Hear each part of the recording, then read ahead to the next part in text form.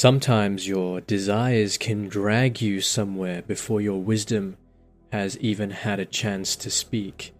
And what's important to remember is that not every strong impulse you have is one from God and two something that needs to be acted upon. And in Judges chapter 14, we're gonna begin to unpack Samson's desire, the lion, the riddle, the wedding feast, and how God can still work through messy, compromised choices. And I'll give you one immediate action to help you slow down before desire becomes destiny in this episode of Biblical Unlocks. This show is designed to help build your habit of reading the Bible, understanding the Bible, and applying it in your daily life. If you enjoy episodes like this, please consider following and rating the show. It's free, it helps me out a lot, and you can always change your mind later. Now let's get a little bit of context into the chapter.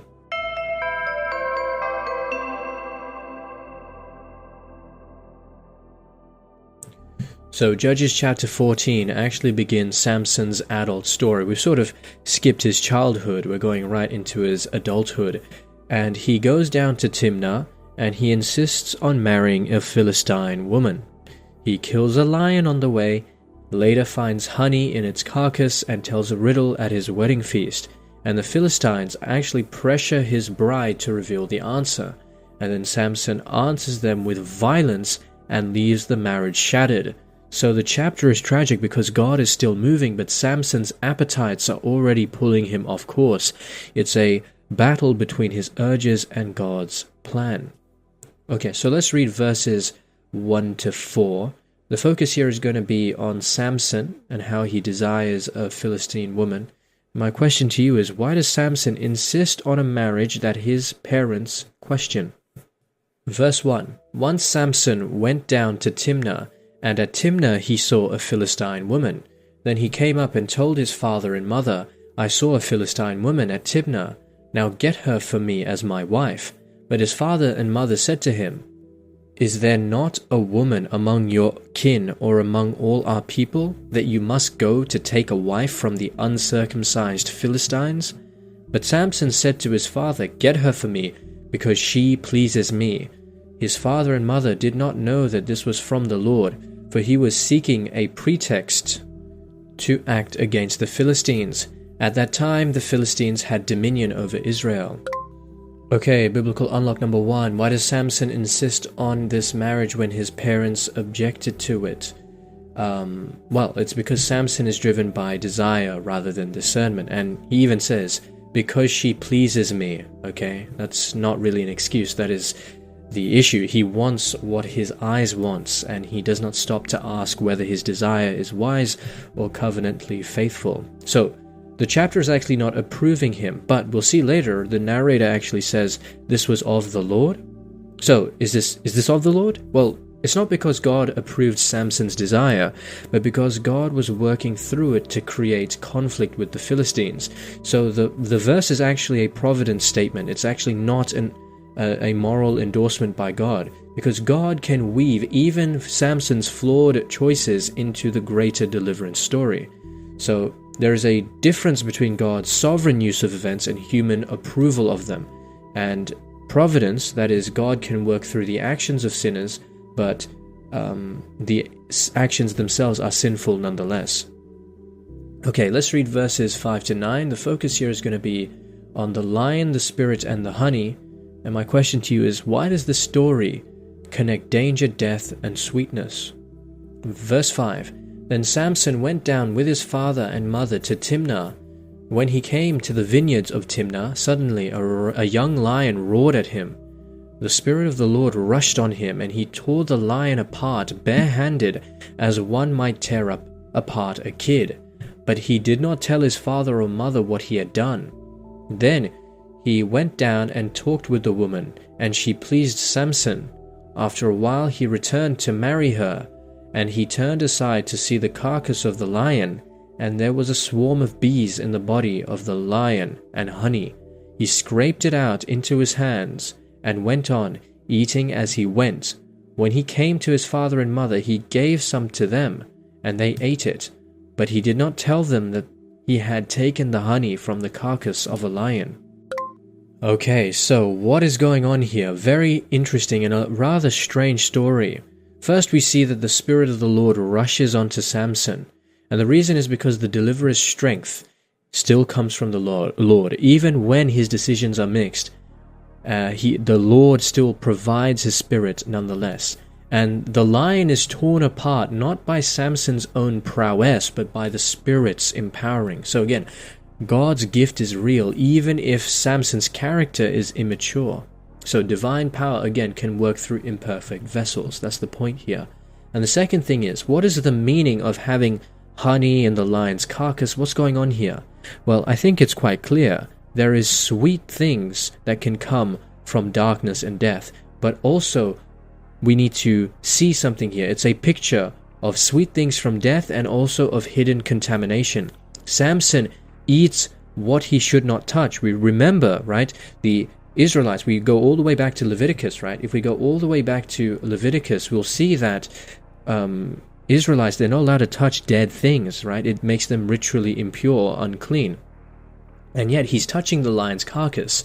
But there's an important message in all of this.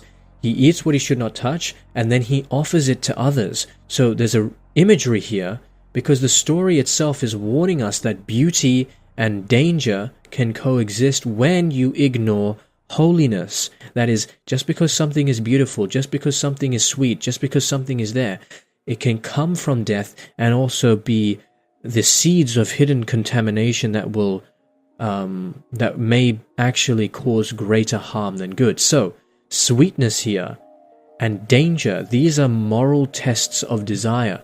Not everything pleasant is clean. Okay, let's read verses 10 to 14 now. The focus here is going to be the wedding feast and the riddle. And my question to you is, why does Samson turn his wedding into a sort of contest of wit and power? Verse 10, his father went down to the woman, and Samson made a feast there, as the young men were accustomed to do. When the people saw him, they brought 30 companions to be with him. Samson said to them, "Let me now put a riddle to you. If you can explain it to me within the 7 days of the feast and find it out, then I will give you 30 linen garments and 30 festal garments. But if you cannot explain it to me, then you shall give me 30 linen garments and 30 festal garments." So they said to him, "Ask your riddle, let us hear it." He said to them, "Out of the eater came something to eat, out of the strong came something sweet, but for 3 days they could not explain the riddle." Okay, so why exactly does Samson turn the feast into his riddle contest? It's again because he likes to play with power and wit, and the feast is a place, obviously it's a place of covenant joy, but Samson is turning it into a display of cleverness and a little bit of domination here as well.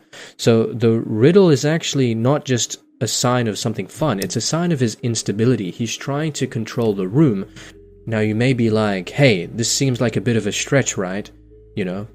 But this is important because pride likes to perform rather than serve, and self-displays like this can actually corrupt even joyful settings. And the second thing is, the riddle is quite hard because Samson is already hiding something private in a public setting. So the riddle actually reflects his own divided life. That's what it's trying to display.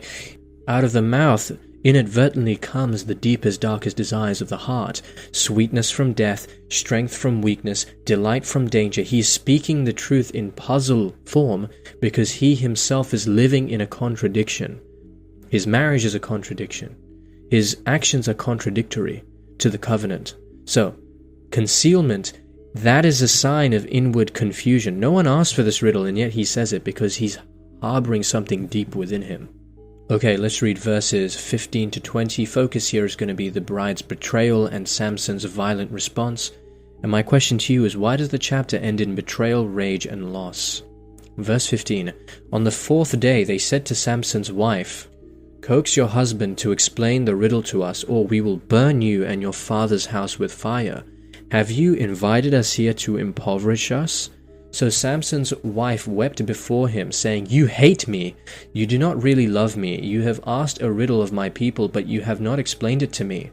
He said to her, "Look, I have not told my father or my mother. Why should I tell you?" She wept before him the 7 days that their feast lasted, and because she nagged him, on the 7th day he told her. Then she explained the riddle to the people. The men of the town said to him on the 7th day before the sun went down, "What is sweeter than honey? What is stronger than a lion?" And he said to them, "If you had not plowed with my heifer, you would not have found out my riddle."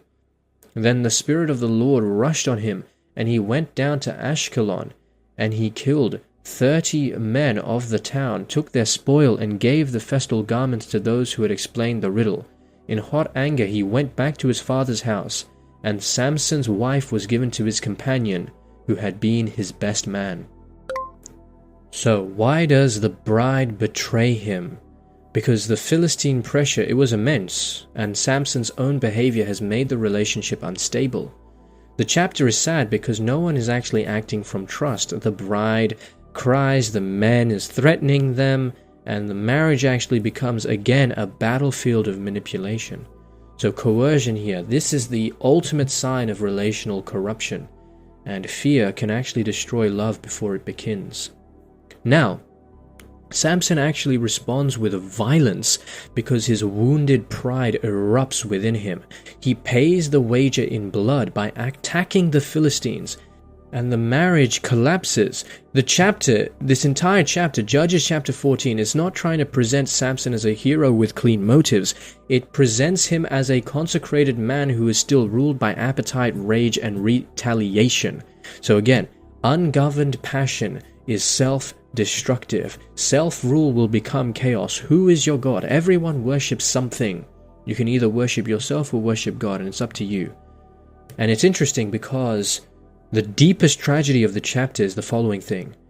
Samson has a real calling given by God, but has a poor character. He can tear a lion apart, and yet he cannot even govern his own desires.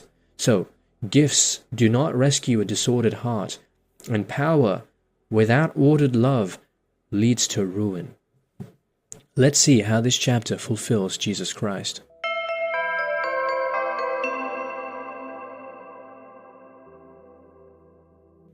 Judges chapter 14 shows a deliverer with real power but unstable desires. In Christ, that tension is healed rather than repeated, because Jesus is strong without being driven by appetite, holy without being detached from humanity, and he is purposeful without any inkling of manipulation. Where Samson's desires keep dragging him into ruin, Christ walks in perfect obedience and brings true deliverance through a life that is never divided. As we read in James chapter 1, verse 14 to 15, "But one is tempted by one's own desire, being lured and enticed by it. Then, when desire has conceived, it engenders sin, and sin, when it is fully grown, gives birth to death." So, what is happening here? Judges chapter 14 is saying the exact same thing. It is a warning. Unchecked desire does not stay innocent for long. It grows, and when it grows, it gives birth. And what does it give birth to? Death.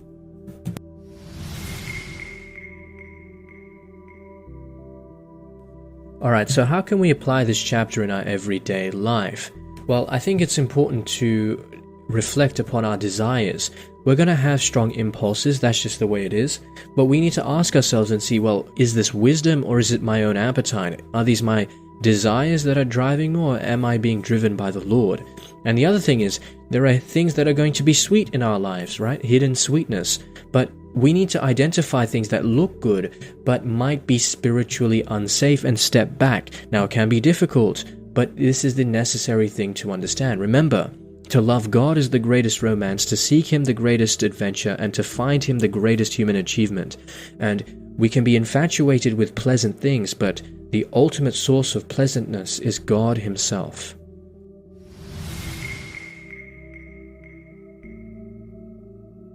Alright, so that's it for this episode of Biblical Unlocks. We learned in this episode that Samson's desire for the Philistine woman shows appetite outrunning discernment. The Spirit empowers him, but the chapter does not hide his immaturity. The lion and the honey imagery reveal sweetness mixed with danger. The wedding feast turns into a contest of pride, manipulation, and betrayal. And Samson's violence exposes that strength without self-governance becomes tragedy. Next time, we're going to move from Samson's desire to the fire that follows in Judges chapter 15. We're going to unpack retaliation, foxes, and what happens when conflict keeps escalating instead of healing. So that's it for this episode of Biblical Unlocks. If you enjoyed this episode, please feel free to rate the show and follow. It's free, it helps me out a lot, and you can always change your mind later. Otherwise, just have a blessed day. And remember, if you're not in your word, you're in your feelings. Godspeed.